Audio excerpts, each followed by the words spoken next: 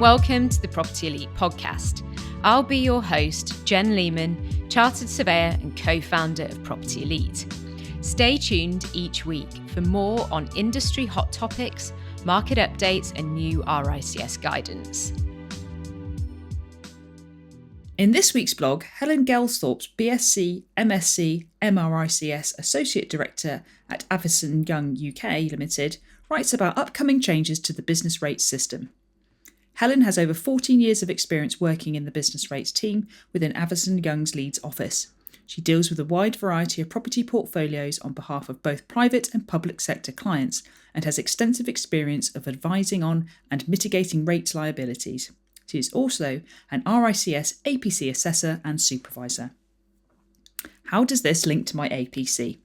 This article is closely linked to the Local Taxation assessment competency because candidates are expected to know about the statutory framework surrounding business rates and how it impacts their clients. The information is also relevant to the data management and property management competencies, as the proposed reforms are likely to impact the way that property owners and occupiers manage and track their property information.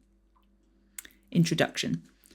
Non-domestic rates are collected by local authorities and are the way in which those that occupy commercial property contribute towards local services. Business rates are forecast to raise £26 billion in the current financial year, and they make up a quarter of local authority core revenue funding. Whilst the current government have made some bold claims about replacing the business rates system, it seems more likely there will be simply a further reform of the current system. The Non-Domestic Rating Act 2023. One of the most significant reforms is the introduction of a new duty to notify via the Non-Domestic Rating Act 2023.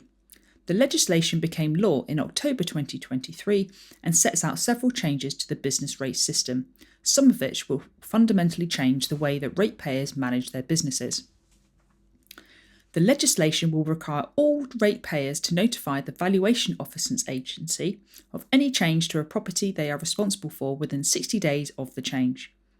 This includes any change to a property, tenancy or usage that affects rental value, or trade if the property is valued with reference to its receipts. Previously, ratepayers weren't obliged to proactively update the VO, but were required to respond to requests for information. Under the new system, ratepayers will be expected to find out what their obligations are and to comply via an online platform, as is already the case for many other business taxes. Events requiring reporting include physical changes, addition of plant and machinery, property vacancy or new occupation, and lease modifications, including rent reviews and lease renewals. In addition, the Act introduces a duty to provide annual confirmation of the current information held by the VOA within 60 days of the 30th of April each year.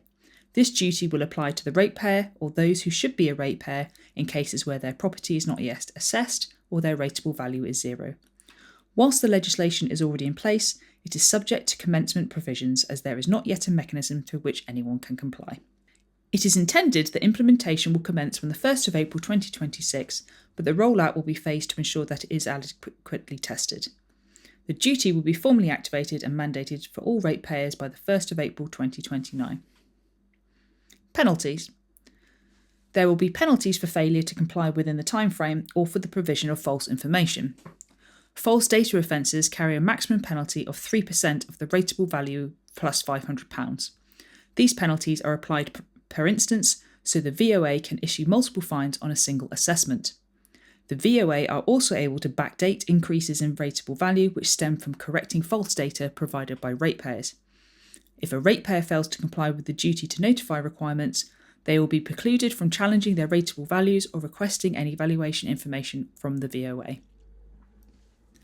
Whilst it has been confirmed that these penalty notices will not be issued until it is sufficiently straightforward for the ratepayer to comply with the new obligations, there are already penalties for supplying incorrect information in a proposal to alter the rating list.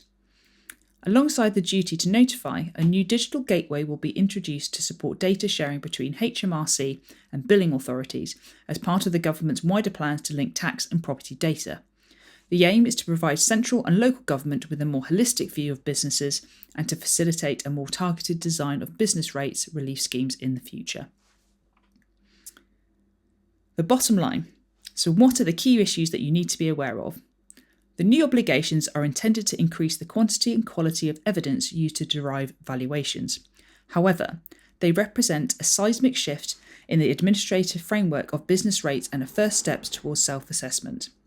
The onus to provide information will be transferred to the ratepayer, and business rates will be brought more in line with the compliance requirements of other business taxes.